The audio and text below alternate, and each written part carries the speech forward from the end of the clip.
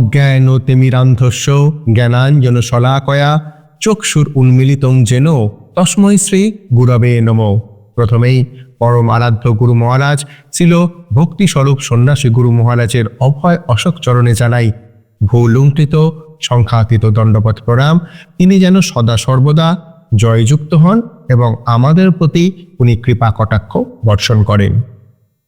আজ আপনাদের সামনে যে বিষয়বস্তুটা আনতে চলেছি সেটি হলো গৌড়ীয় দর্শন জগতে একটা গুরুত্বপূর্ণ প্রশ্ন প্রায়ই উঠে আসে, আর সেটা হলো আমরা কি ভগবানের পুজো করতে পারি নাকি তার সেবা করতে পারি? আচ্ছা, শব্দ দুটো শুনতে তো প্রায় একই রকম লাগে, তাই না? কিন্তু এর ভেতরে যে একটা বিরাট দার্শনিক তত্ত্ব লুকিয়ে আছে, চলুন আজ আমি আপনি সেই জিনিসটাই একটু বোঝার চেষ্টা করি মাত্র। এই প্রশ্নটা কিন্তু গৌড়ীয় দর্শনের একেবারে মূলে রয়েছে। একদিকে পূজা মানে একটা আনুষ্ঠানিক উপাসনা, আর অন্যদিকে আছে সেবা মানে একেবারে প্রেমময় পরিচর্যা। দেখতে হয়তো একই রকম মনে হতে পারে, কিন্তু এই দুটো পথের লক্ষ্য আর ভেতরের এই যে চেতনা সেটা একেবারে আলাদা। গৌড়ীয় ধারায় কেন সেবার উপর এতটা জোর দেওয়া হয়, চলুন এরই আজ উত্তরটা খুঁজে বের করার চেষ্টা করি। তো আমাদের আজকের আলোচনায় আমরা প্রথমে পূজা এবং যে সেবা তার মূল পার্থক্যটা বোঝার চেষ্টা করি। তারপরে দেখব যে গৌড়ীয় দর্শনের মূল ভিত্তিটা কি, আর শাস্ত্র থেকে এর কি প্রমাণ পাওয়া যায়, আর সবশেষে আমরা সেবার আসল রূপটাকে নিয়ে কথা বলবো। আচ্ছা, আলোচনার গভীরে যাওয়ার আগে চলুন পূজা আর সেবা এই দুটো ধারণাকে একটু পরিষ্কার করে নিই। আমরা প্রায়ই এই দুটো শব্দকে অদল বদল করে ব্যবহার করছি, কিন্তু এদের চেতনার মধ্যে একটা সূক্ষ্ম কিন্তু খুবই গুরুত্বপূর্ণ পার্থক্য আছে।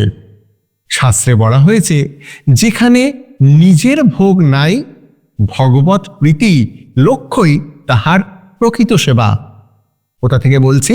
এটা হলো শ্রী সজ্জনতোষণী গ্রন্থের চতুর্বিংশতি গ্রন্থে 122 নম্বর পৃষ্ঠা অনুসারে। একটু চিন্তা করে দেখুন তো, আমরা যখন ঠাকুর ঘরে গিয়ে ঘণ্টা শব্দ করে বা অন্ন নিবেদন করছি, তখন কি আমাদের মনে নিজেদের কোনো সুপ্ত বাসনা থাকে না? যদি থাকে তবে মহাজনদের মতো তা কিন্তু শুদ্ধ সেবার হলো না। মহাজনগতস্য পন্থা, অর্থাৎ মহাজনেরা যেভাবে এই সেবাটা করেছেন সেই সেবায় কিন্তু আমরা যেতে পারলাম না। দেখুন, দুটো ধারণা কিন্তু একরকমই আলাদা। একদিকে আছে পূজা মানে একটা বেশ আনুষ্ঠানিক ব্যাপার, জগতের লোকেরা চারিদিকে আপনারা দেখছেন যা করছে, সেখানে ঈশ্বরের অসীম ক্ষমতার প্রতি শ্রদ্ধা, এমনকি কিছুটা ভয়ও কাজ করে। আর পুরো বিষয়টাই চলে নির্দিষ্ট কিছু নিয়ম মেনে। আর অন্যদিকে এই সেবা হলো অনেক বেশি সেবা কেন্দ্রিক, আত্মিক এবং মনের ভেতর থেকে আসে এবং অনেকটা বেশি স্বতঃস্ফূর্ত। এর মূলে কিন্তু ভয় বা নিয়ম কানুন নেই, আছে শুধুমাত্র ভগবানকে খুশি করার একটা গভীর ইচ্ছা। সোজা কথায় পূজার মূলে আছে দূরত্ব, আর সেবার মূলে আছে ভগবানের প্রতি ঘনিষ্ঠতা এবং তাকে ভালোবাসার, খুশি করার একটা গভীর সম্পর্ক। আপনারা সবাই জানেন যে আত্মেন্দ্রিয় প্রীতিবাঞ্ছা তারে বলে কাম, এবং কৃষ্ণেন্দ্রিয় প্রীতিবাঞ্ছা ধরে প্রেম নাম। বেশ, তাহলে গৌড়ীয় দর্শন এই দুটো পথের মধ্যে কোনটাকে বেছে নেয়? এই দর্শনের মূল কথাই হলো আনুষ্ঠানিকতা থেকে বেরিয়ে এসে একটা অন্তরঙ্গতার দিকে এগিয়ে যাওয়া। শুধু ভক্তগণ, কল্পনা করুন সেই ব্রজ বালকদের কথা যারা বনের ফল আগে নিজেরা আস্বাদন করতেন, এবং দেখতেন সেটা মিষ্টি কিনা। তারপর তারা কৃষ্ণকে দিলেন। জাগতিক বিচারে এটা উচ্ছিষ্ট দোষ হতে পারে, কিন্তু প্রেমের বিচারে এটাই ছিল পরম সেবা। গ্রন্থাদি বলছে যে গোপবালকরা ফল খাইয়া শ্রীকৃষ্ণকে দিলেন, নিজেদের ভোগের জন্য নহে, কৃষ্ণের আস্বাদনযোগ্য কিনা দেখিবার জন্যে। তাহাতে উচ্ছিষ্ট দোষ আসিল না। গোপবালক শ্রীকৃষ্ণের স্কন্ধে আরোহণ পূর্বক ক্রীড়া রস দ্বারাই শ্রীকৃষ্ণের সেবা করিতেছেন, আর ইহার নামই হল বিশ্রান্ত সেবা। সূত্র সজ্জন্তোষণী ৪৪ খণ্ড, পৃষ্ঠা ১২২। আর এখানেই গৌড়ীয় দর্শনের আসল বিশেষত্ব। এর লক্ষ্য শুধুমাত্র একজন সর্বশক্তিমান ঈশ্বরের উপাসনা করা নয়, বরং আসল উদ্দেশ্য হল শ্রীকৃষ্ণের সাথে তার ভক্তের একটা ভালোবাসার সম্পর্ককে তৈরি করা। তাকে শুধু দূরের কোনো শাসক বা কোনো রাজা হিসাবে নয়, বরং সবচেয়ে কাছের মানুষ, কখনো বন্ধু, কখনো সন্তান বা কখনো প্রিয়তম হিসাবে অনুভব করা। আর এই সম্পর্কটাই হলো ভক্তির মূল চালিকা শক্তি। আর এই যে ভালোবাসার সম্পর্ক, এটা প্রকাশ করার মাধ্যমেই হলো ভক্তি বা শুদ্ধা ভক্তি।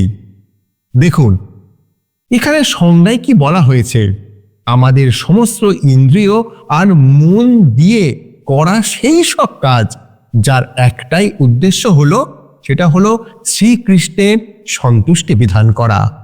তার মানে ভক্তি শুধু একটা তত্ত্ব নয়, এটা সেবার মাধ্যমে প্রকাশ পাওয়া একটা জীবন্ত, একটানা নিঃস্বার্থ প্রক্রিয়া। কিন্তু একটা প্রশ্ন তো আসতেই পারে, সেবার ওপর এই যে এতটা জোর আপনি দিচ্ছেন, এর ভিত্তিটা কোথায়? কেন শ্রী চৈতন্য মহাপ্রভুর অনুসারীরা পূজার আনুষ্ঠিকতার চেয়ে সেবার এই অন্তরঙ্গতাকেই বেশি গুরুত্ব দিলেন? এর উত্তরটা পেতে হলে আমাদের শাস্ত্রের দিকে তাকাতেই হবে। গৌড়ীয় বৈষ্ণবগণের আদর্শ হল রাজা অম্বরীশের সেই অনুপম চরিত্রটাকের দিকে। শ্রী সজ্জন্তোষণীতে তার সেবা প্রণালী বর্ণনা করা হয়েছে এইভাবে, এই যে আমাদের মন, এটা কোথায় থাকবে? এটা থাকবে কৃষ্ণ পাদ পদ্মে। মুখের এই যে বাক্য, সেটা কি করবে? সেটা হবে কৃষ্ণের গুণবর্ধনে। এই যে দুটো হাত, এই দুটো হাত কি করবে? হরিমন্দির মার্জনাদি কাটছে। আর এই যে শ্রবণ, সেটা কি হবে? সে শ্রবণ বিরক্ত থাকবে বা সবসময় অচ্যুত কথায় থাকবে। নেত্রদয়, এর কাজ কি? এর কাজ হবে মুকুন্দ মূর্তিতে নিয়োগ করা। এই সকল দ্বারাই কৃষ্ণার রতির উদয় হয়। সূত্র কি? শ্রীমদ্ ভাগবতের 9/4/18 থেকে 20 নম্বর অনুচ্ছেদ এবং সজ্জন্তোষণীতে ৪৪ খণ্ড, পৃষ্ঠা 93-তে। দেখুন এখানে যে কেবল হাত দিয়ে কাজ করার কথা বলা হয়নি, বরং শরীরের প্রত্যেকটা অঙ্গকে কৃষ্ণের সেবায় যুক্ত করার কথা বলা হয়েছে।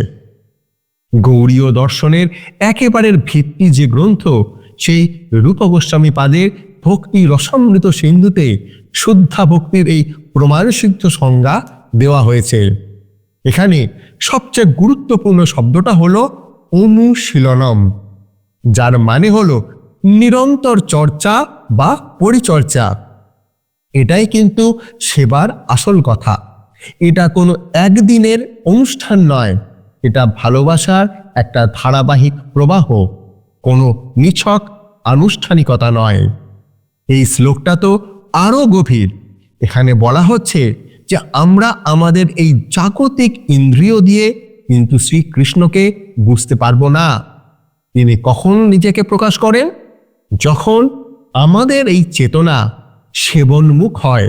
এই শব্দটা খেয়াল করবেন, সেবনমুখ মানে সেবা করার জন্য উন্মুখ বা আগ্রহী। যতক্ষণ না ভেতর থেকে এই সেবার ইচ্ছেটা আসছে, ততক্ষণ পর্যন্ত যান্ত্রিকভাবে মন্ত্র জপ করে বা পূজা করে সেই দিব্য অনুভূতিটা কিন্তু পাওয়া সম্ভব নয়। আসল জিনিসটা হলো ভেতরের ওই ভাবটা, মানে সেই শুদ্ধ চেতনাটা। আর এই যে সেবার চেতনাটাই ভক্তি রসামৃত সিন্ধুতে আরো পরিষ্কার করে বলা হলো। সেখানে ভক্তির 64টা অঙ্গের কথা বলা আছে, যেমন ধরুন শ্রীমূর্তি সেবা, তুলসী সেবা বা বৈষ্ণব সেবা। একটা জিনিস খেয়াল করে দেখুন, এই প্রত্যেকটা কাজের মূলে কিন্তু রয়েছে ব্যক্তিগত পরিচর্যা আর ভালোবাসার ভাব, কোনো যান্ত্রিক নিয়ম কানুন নয়। শুধু ভক্তগণ, এটা অতি গুরুত্বপূর্ণ তথ্য আপনাদের জন্য জানাই যে আমরা অনেকেই মনে করি যে কেবল কৃষ্ণের পূজা করলেই সব হয়ে যাবে, কিন্তু শাস্ত্রে এই দাম্ভিকতা থেকে সাবধান করা হয়েছে। শ্রীল নরহরি ঠাকুর বা নরহরি সরকার ঠাকুর তার কৃষ্ণ ভজনামৃত গ্রন্থে একটি শ্লোক উদ্ধৃত করছেন, অর্চৈতা তু গোবিন্দং তদিয়ন্নচতে তু চ ন স ভাগবত যেও কেবলং দাম্ভিক শ্রিত। সূত্র কৃষ্ণ ভজনামৃতম, পৃষ্ঠা নাম্বার 12, শ্লোক নাম্বার 17। অর্থাৎ যে ব্যক্তি গোবিন্দের পূজা করে অথচ তার ভক্ত বা বৈষ্ণবদের সেবা করে না, সে ভক্তই নয়, সে একজন দাম্ভিক মাত্র। তাই গৌড়ীয় বৈষ্ণবদের কাছে বৈষ্ণব সেবা হলো কৃষ্ণ সেবার চেয়েও অনেক বড়। বেশ, শাস্ত্রীয় প্রমাণ তো আমরা দেখলাম, শুনলাম, কিন্তু বাস্তবে এই প্রেমময় সেবার রূপটা ঠিক কেমন? এর মূল বৈশিষ্ট্যগুলোই বা কি? একে পুজো থেকে কতটা আলাদা করে তোলে? গৌড়ীয় বৈষ্ণবগণ ঠিক এই নিজের ভোগ বিসর্জনকেই দেওয়ার কথা বলেন। শাস্ত্রে একেই বলা হয়েছে অন্ন বিলাসিতা শূন্যং জ্ঞান কর্মানদ্যবৃতম আনুকূল্যে কৃষ্ণানুশীলনং ভক্তির উত্তমা। সূত্র ভক্তি রসামৃত সিন্ধু 1/1/11। আর উদ্ধৃতি পাবন কোথায়? শ্রী সজ্জন তোষণী বইয়ের পৃষ্ঠা নাম্বার 90-তে। সেবার বিশুদ্ধতা কিন্তু কয়েকটা গুণের ওপর নির্ভর করে। প্রথমত, এটা করা হয় শুধু কৃষ্ণের সন্তুষ্টি বিধানের জন্যে, নিজের কোনো লাভের জন্যে নয়। দ্বিতীয়ত, এটা জাগতিক জ্ঞান বা ফলের আশা দিয়ে কলুষিত হয় না। আর সবচেয়ে বড় কথা হলো, এটা কোনো নিয়ম বা কর্তব্যের চাপ থেকেও আসে না, বরং আসে একটা গভীর ব্যক্তিগত টান থেকে, যেটা স্বতঃস্ফূর্ত স্বয়ংক্রিয়। সুতরাং আসল কথাটা হলো এই যে আমরা কি করছি তার চেয়ে অনেক বেশি গুরুত্বপূর্ণ হলো আমরা কোন চেতনা নিয়ে সেই কাজটা করছি। ধরুন একজন হয়তো মন্দিরে ঝাড়ু দেওয়ার মতো খুব সাধারণ একটা কাজ করছেন, কিন্তু যদি সেই কাজটা কৃষ্ণের প্রতি ভালোবাসা থেকে করা হয়, তাহলে সেটাই কিন্তু সর্বোচ্চ স্তরের সেবা হয়ে যায়। কর্মের পেছনে এই আসল জিনিসটাই হলো শুদ্ধ চেতনা। তাহলে আমরা পূজা আর সেবার পার্থক্য তো বুঝলাম, এবং শাস্ত্রের আলোকে দেখলাম কেন গৌড়ীয় দর্শনের সেবা এতটা বেশি গুরুত্বপূর্ণ। আসুন এবার পুরো বিষয়টা একসঙ্গে করে উপসংহারে আসা যাক। খুব সংক্ষেপে বললে, গৌড়ীয় ভক্তির পথটা হলো আনুষ্ঠানিক উপাসনার জগৎ থেকে বেরিয়ে এসে সেবার মাধ্যমে একটা অন্তরঙ্গ সম্পর্ককে বাস্তবে উপলব্ধি করা। আর এটা ঈশ্বরকে ভয় করা নয়, বরং ঈশ্বরকে ভালোবাসার দর্শনে পৌঁছানোর একটা অসাধারণ রূপান্তর। এই পুরো আলোচনাটার শেষে একটা প্রশ্ন কিন্তু থেকেই যায়, যদি ভক্তি মানে শুধু নিয়ম কানুন পালন করা না হয়, যদি ভক্তির আসল ভিত্তিটাই হয় একটা ভালোবাসার সম্পর্ক, তাহলে এই ভাবনাটা আমাদের রোজকার আধ্যাত্মিক জীবনকে, এমনকি আমাদের পুরো দৃষ্টিভঙ্গিকে কতটা বদলে দিতে পারে। একটু ভেবে দেখার মতো বিষয় কি নয়? যদি আপনারা এই বিষয়টা জানেন তাহলে অবশ্যই কমেন্ট সেকশনে কমেন্ট করে জানাতেই পারেন। আর হ্যাঁ, আমি শচীনন্দন এই রকম ভিডিও নিয়ে আমি আপনাদের সামনে আবার উপস্থিত হওয়ার চেষ্টা করব। আগেই বলেছিলাম যে মায়াপুর শ্রী চৈতন্য মঠ রত্নের ভাণ্ডার, আকর মঠ, এই রকম বহু তথ্য আমি আপনাদের সামনে গুরু মহারাজের আনুগত্যে, গুরু বৈষ্ণবের আনুগত্যে যেন আনতে পারি, সেই কৃপা আশীর্বাদ করবেন।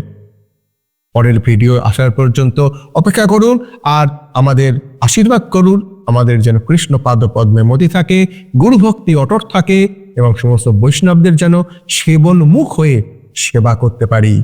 জয় অনন্ত কোটি বৈষ্ণব বৃন্দের জয়, জয় আকর মঠরাজ মায়াপুর শ্রী চৈতন্য মঠের জয় এবং তৎ শাখাসমূহ সমস্ত গৌরীয় মঠের জয়।